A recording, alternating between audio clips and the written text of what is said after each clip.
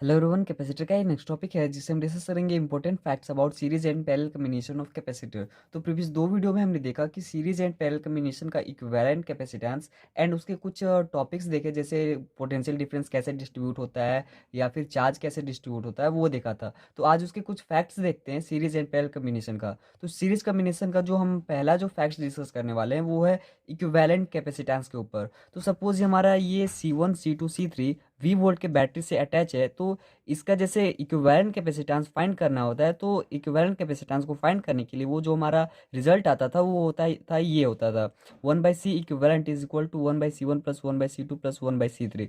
तो यहाँ पे हम अगर ध्यान से देखेंगे इस रिजल्ट को, तो मेरे को ये दिखेगा कि ये जो हमारा इक्विवेलेंट कैपेसिटेंस होगा वो तीनों ही इसके कैपेसिटेंस से वो कम होगा। सपोज ये C1 C2 C3 2 3 4 है, तो इसका जो इक्विवेलेंट कैपेसिटेंस होगा वो 2 3 4 से कम ही होगा। सपोज दो और सपोज 3 और 6 का मेरे को इक्विवेलेंट कैपेसिटेंस फाइंड करना है सीरीज के केस में, तो वो जो हमारा रिजल्ट आएगा वो होगा 2, यानी कि 6 3 का जब हम सीरीज कम्बिनेशन में इक्विवेलेंट कैपेसिटेंस फाइंड करेंगे वो होगा 2। वो हम देखेंगे कि वो कैसे फाइंड करा जाता है, बस इसका रिजल्ट हम सिंपली देख रहे हैं। तो वो जो हमारा रिजल्ट है वो है 2। तो हम यहाँ पे देख रहे हैं कि जो हमारा 2 आ रहा है वो इक्विवेलेंट कैपेसिटेंस है, जो कि 3 और 6 से कम है। हमेशा ही इक्विवेलेंट कैपेसिटेंस इस C1 C2 C3 के सीरीज कम्बिनेशन के केस में वो हमेशा ही कम आएगा। ये फैक्ट है, ये 100% ट्रू है। तो यहाँ पे फैक्ट नंबर 1 हमारा इक्विवेलेंट रेजिस्टेंस के ऊपर वो कंप्लीट होता है। अब जो हमारा फैक्ट नंबर 2 है वो उसके ऊपर डिस्कस करेंगे पोटेंशियल डिफरेंस।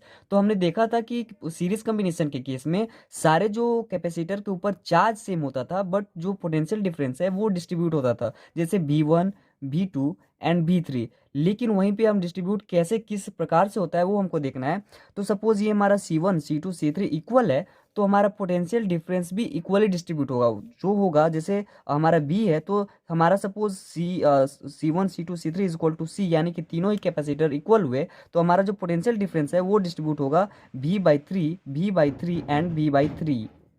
यहाँ पे हमारा सेकंड फैक्ट भी कंप्लीट होता है। अब जो हमारा थर्ड फैक्ट है, एक्चुअली ये थर्ड फैक्ट है ही नहीं, ये फैक्ट है ही नहीं, ये सिंपली रिजल्ट है इक्विवेलेंट कैपेसिटेंस इसका। तो सिंपली जब दो कैपेसिटेंस सीरीज में होंगे तो उसका इक्विवेलेंट कैपेसिटेंस फाइंड करना होगा। तो सिंपल हम ये रिजल्ट याद रख लेंगे, ये सिंपली वो दोनों को मल्टीप्लाई कर देंगे, डिवाइडेड बाय उसका सम कर देंगे, तो हमारा इक्विवेलेंट कैपेसिटेंस हो जाएगा। सिंपली यहाँ पे इसी वीडियो में हम फर्स्ट में बोले थे कि 3 और 6 का हमारा इक्विवेलेंट जब सीरीज में कनेक्ट करते हैं इसको, जब दो कैपेसिटर 3 और 6 माइक्रोफैराड का जब सीरीज में कनेक्ट, उसका रिजल्ट हम सिंपली 2 बोले थे। ये क्यों हम जल्दी से कैसे किए थे, जैसे इसको सिंपली मल्टीप्लाई करो, 6 3 = 18, और इसको डिवाइड कर दो, 6 3 9, इसको ऐड कर दो और डिवाइडेड बाई 2। यहाँ पे सिंपल, नहीं तो ऐसे आप करोगे C equivalent is equal to 1/3 plus 1/6, फिर इसको एलसीएम लो, फिर इसको पलटो, तब जाके ये रिजल्ट आएगा। सिंपल अब यहाँ पे ऐसे अप्लाई करो और तुरंत क्विकली रिजल्ट पाओ, क्योंकि ये टाइम सेविंग रिजल्ट है, ये बहुत इंपॉर्टेंट है, ये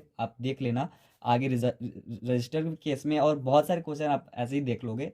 तो यहाँ पे हमारा सीरीज कम्बिनेशन का फैक्ट हमारा कंप्लीट होता है।